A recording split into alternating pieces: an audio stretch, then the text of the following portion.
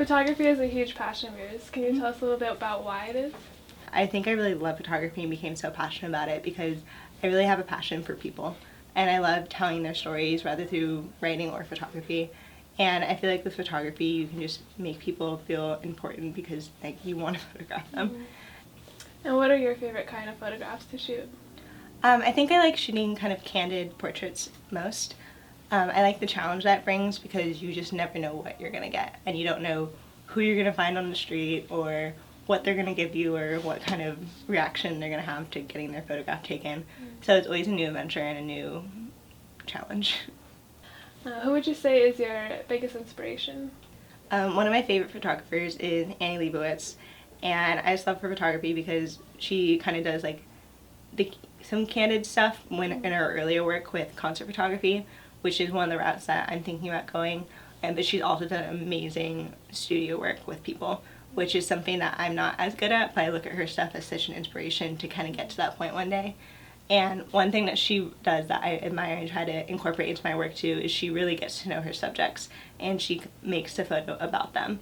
And you can kind of tell who they are from that photo. So you have a lot of memorabilia, photography memorabilia in your apartment. Can you talk a little bit about what you have? Yeah, I got my first vintage camera when I was probably around 16 years old. And I was just at a swap meet and I found this really cool camera and I was intrigued by it right away. And I've always thought film cameras were so cool because they really tell a big part of our history, not just the photos that they take and the style of photography that they've captured, but as well as just their make and model themselves. And after I got that first camera, my dad gave me his camera from college, my aunt gave me her dad's camera from college, and I just started accumulating all these cameras. My most recent vintage camera I found at a just like little yard sale in Amsterdam. And it was the coolest thing to get to find, and it was a camera that I'd never seen available in America, and just kind of getting little parts of cities and their history in that way too. And I think last time I checked I had about 10 vintage cameras in my apartment. It's going to be a little bit of a hoarding situation. What does photography mean to you?